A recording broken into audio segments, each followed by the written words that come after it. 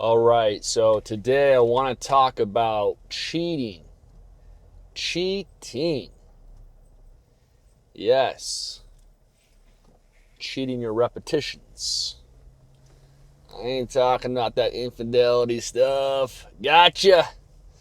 So, strict repetitions versus cheating repetitions. Some people say you need to stay strict all the time. Some people say you can cheat a little bit. And to qualify, I'm not talking about just throwing weight around from the beginning to the end. We're not trying to CrossFit these reps over here. So I'm not speaking about those kind of repetitions. I'm speaking to the end of a set.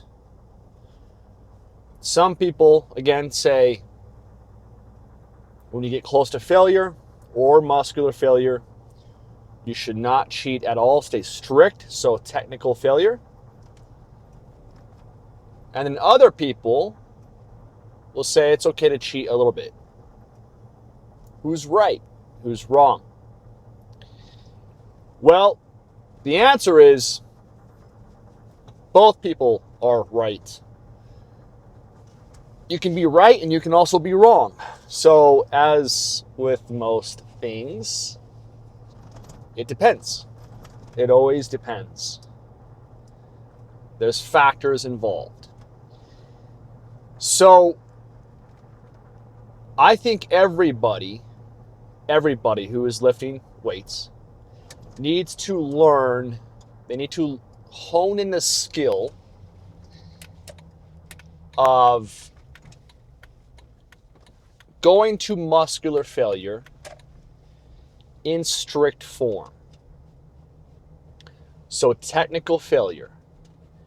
So you reach a point of positive failure. So let's say in a dumbbell biceps curl, that's the up phase. In a cable pull down, that's the down phase. Everybody should learn how to go to true muscular failure in strict form. So technical failure. Without getting sloppy, without cheating. Everyone should learn how to get to failure because that's a good reference point. If you've never experienced that, you should. But then when you get there, you don't allow any breakdown of your form and you just go to positive muscular failure. And then you terminate the set. So everybody should learn how to do that, hone that skill in. So strict form, strict repetitions they'll most definitely be the prerequisite to cheating repetitions. You have to learn how to do that before you segue into potentially implementing cheating repetitions. So, depending on where you're at in your lifting career, could determine whether you do that or not. And most people honestly have no business implementing cheating repetitions. They really don't. And again, I'm not talking about just people going in there and just flinging weight around like you see a lot of these IFBB pros and CrossFitters from like rep 1, they're just slinging weight, right? They're just throwing it around. No regard for human life. Zero. I'm not talking about that. I'm speaking to a set where you have somewhat strict repetitions and speed and mechanics all the way to failure or close to failure. So, do you cheat at the end? Do you not? So again, if you haven't honed in the skill of getting to failure, in strict form, you need to start there. And if you're a beginner, that's what you need to do. Focus on that. And as you improve your skill, you want to increase skill acquisition. Because the better you get at lifting weights, the greater force production you'll have for every repetition. This is a reason why sprinters, those who are very fast at running, are very fast at running. A key aspect is increasing the skill of running. Consequently, that allows them to produce more force production. So you want to get better at lifting. You want to hone in the skill of lifting weights and learn how to contract and learn how to move. Learn how to move weight around and get really good at that and get really good at your movements and learn how to produce intensity and get close to failure. If not failure, everyone should learn how to get to failure, and they need to learn how to work hard. And if you do those things and your program is semi-decent, then you, of course, will improve your skill and you will develop muscle. And all of these things point to the direction of, okay, maybe now there's a time that you can maybe cheat on the repetitions.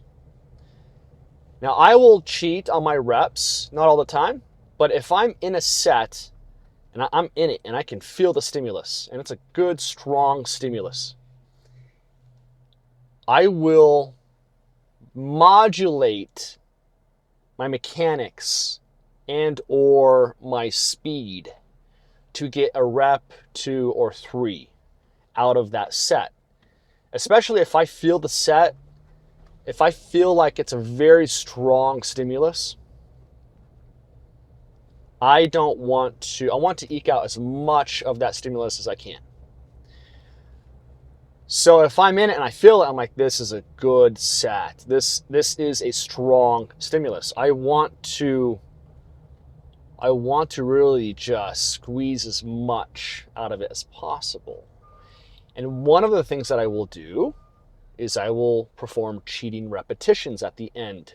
So I will get to technical failure, and then I will perform another rep, 2 or 3, slightly out of form, maybe a little faster, both. But when you're advanced and you know how to move weight and you have that skill, you know what you can do, you know what you can slightly tweak so you don't hurt yourself.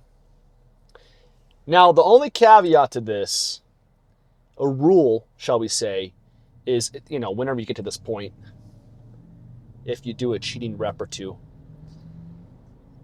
it can provide extra stimulus or it could not.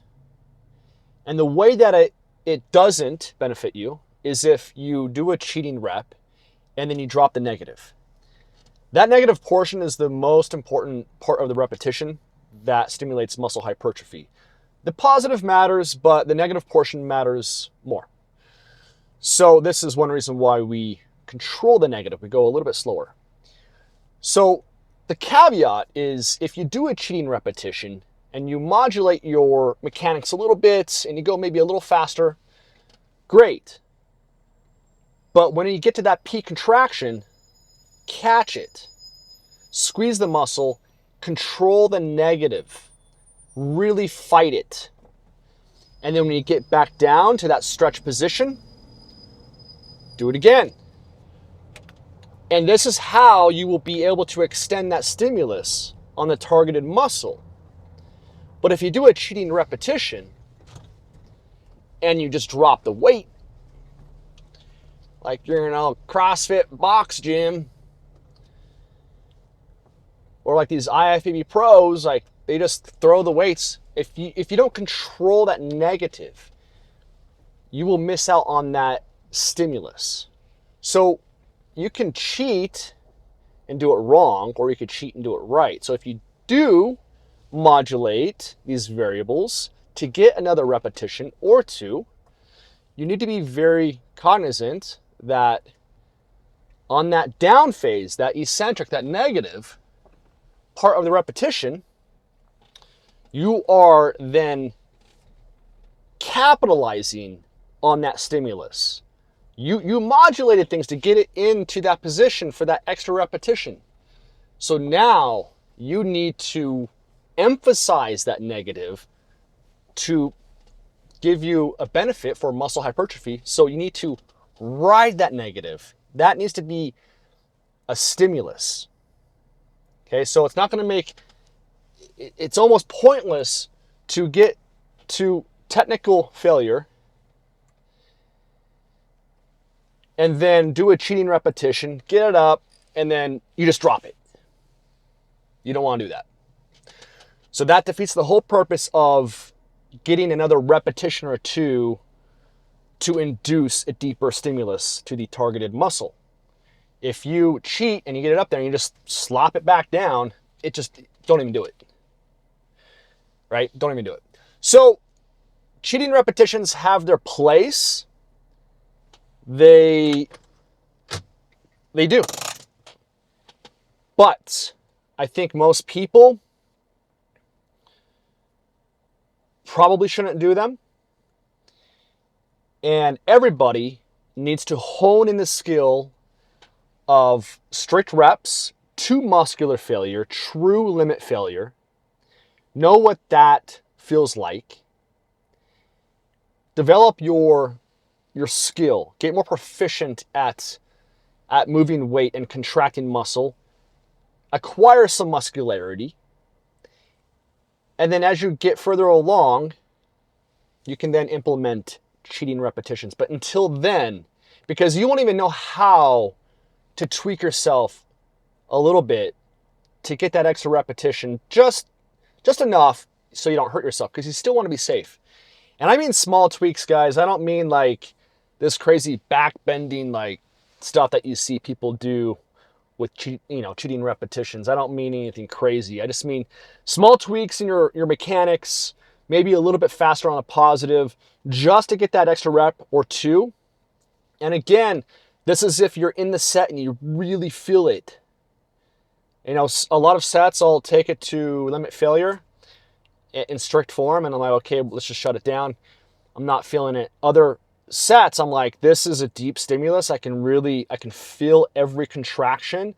I want to really just garner as much as I can from that set.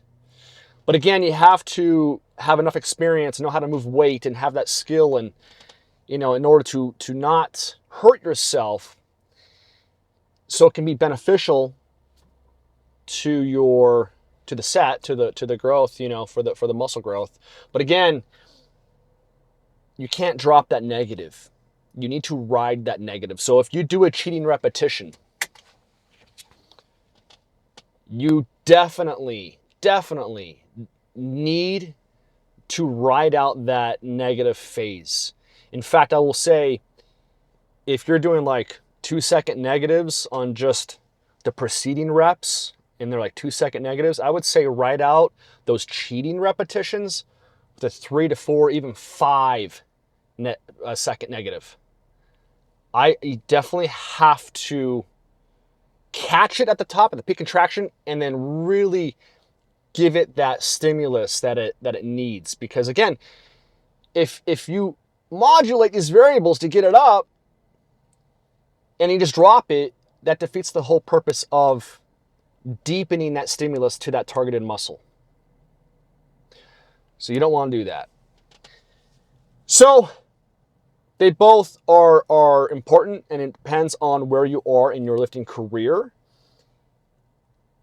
There's some factors here. There are some factors. But it's not black and white. It's not only do strict reps, or cheating's okay for everybody, because obviously you wouldn't want beginners doing any kind of cheating modulated repetitions, because they don't even know how to move the weight. They're not aware of their body. So strict or cheating, it depends. It all depends. But they both have their place. You just have to be smart about how you implement the cheating reps. And if you're not there, get good at strict reps and get good at honing in the skill of muscular failure while staying strict.